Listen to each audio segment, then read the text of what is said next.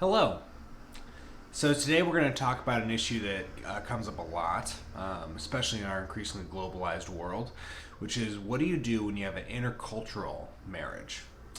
Now, before we get started, obviously I have to acknowledge the elephant in the room. It's my little elephant poster you can see back here, because everyone talks about the elephant in the room when it comes to therapy. So I felt like there should be a proper elephant in the room.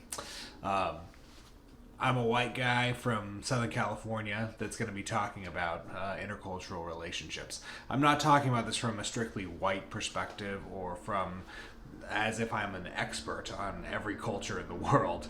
I'm talking about this as a marriage and family therapist, somebody that works with all sorts of different people from all sorts of different cultures in relationships as they're getting ready to get married.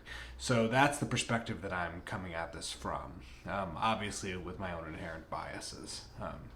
Now, when we talk about intercultural marriages and relationships, the real benefit is that every culture in the world, pretty much throughout human history, has had marriage of some sort. It's a really amazing thing. People talk about pyramids being evidence for aliens. I feel like marriage is probably more compelling evidence for some sort of extraterrestrial life coming and giving us this idea that everybody should get married because it's something we're all drawn to. It's something that we really find to be this beautiful, moving thing to commit to somebody for life.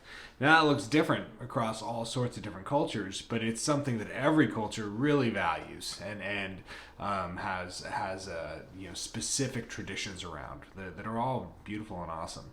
So that's the benefit, right? No matter who you're marrying, what culture you're from, what culture they're from, there is an implicit kind of value around marriage and family that exists. And that's a really positive thing.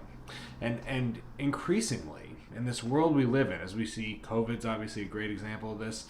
The globalization, something that happens in one part of the world affects everybody. And I live in Seattle. I practice in Seattle.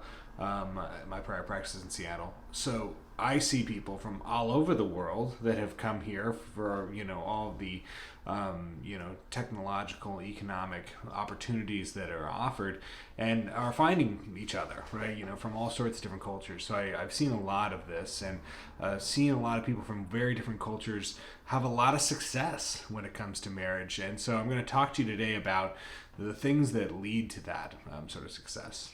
So the first thing I really want us to consider is that there should never be a default or dominant culture in your relationship. If you're in an intercultural relationships, you do not want there to be one culture that becomes like more obviously the default one. A kind of classic example of this in America, there's couples I work with where somebody is Jewish and somebody's it's like an Anglo-Saxon Protestant, also white, wasp.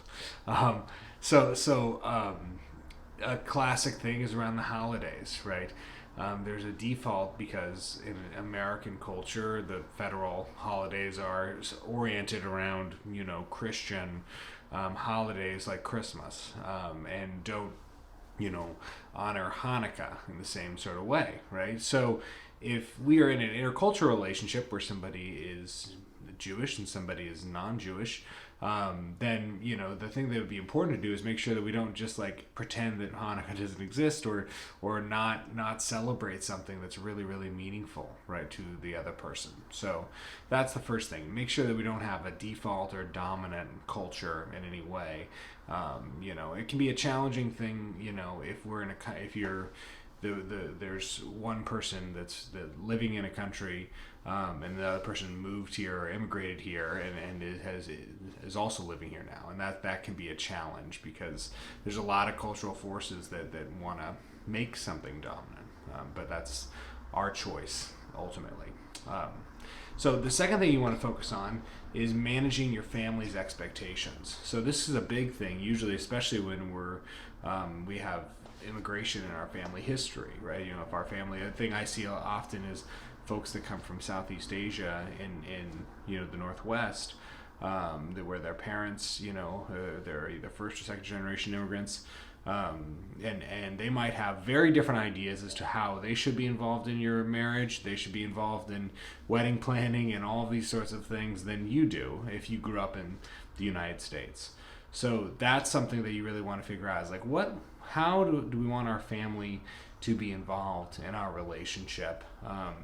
And that might look different for each of you, right? A very classic thing is, maybe white families in America have an idea of like, all right, well, our family's not going to live with us. They're maybe, eventually going to go and live in a, adult family home or convalescent home as they age. In other cultures where they have a strong focus on family, taking care of family even towards the end of life, that's not as much the idea. So if you're marrying someone outside, of your own culture, you have to really manage what that's going to look like, right? It's good to have those conversations way ahead of time, right? Especially if you're approaching getting married. So, there's one couple I found I worked with. I thought this was a really brilliant solution that they found. One person was from Southeast Asia, and they really wanted their family to live with them, right, as they got older. The other person was from America and did not have that same value, even though they were open to the idea. And they were able to have a home that had a mother-in-law unit. But what they decided to kind of create not only just an emotional boundary, but a physical boundary, is they planted a hedge between their house and the mother-in-law unit. And that felt like, for them, like almost like a spiritual barrier, right? That allowed them to still have their own kind of family home and also support the person from Southeast Asia's family. So that was an elegant and interesting solution that they found. So manage your family's expectations, understand what those are going to look like. Now, the third thing I want to bring up is, figuring out what we want to bring forward from each culture and honor, right? And there's a lot of ways you can do that, right? But for both of you, you should think about, like, within my culture, what are the things that I value most, and what do I want to bring forward? And instill in my own, my children and our kind of family unit. How do I want that to look? And learning from your partner what they want and honoring that, right? That's a really important thing, especially as you're approaching a wedding, getting married.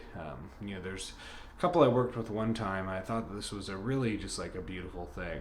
I helped officiate their wedding. One was from India, one was from China, and they integrated elements of both the wedding traditions and traditional, like, wedding ceremony rituals from both Indian and Chinese weddings. So they had,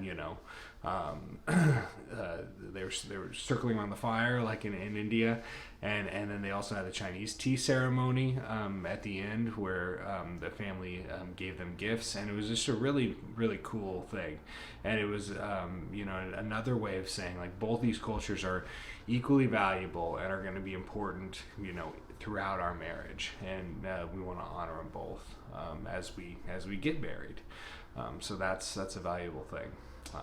No matter what, at the end of the day, we want to respect and celebrate the diversity that comes from being from different backgrounds. It's a really wonderful, beautiful thing.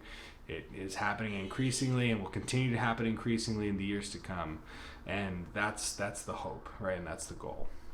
And if you're curious about doing more of this work, head on over to launchtoland.com, do the premarital readiness course, and there I talk more, especially about kind of parenting from different cultural backgrounds and how you want that to look. So head on over there, and we can help you take off in the marriage you want. All right, thank you for your time again today, and make sure you like and subscribe. See you later.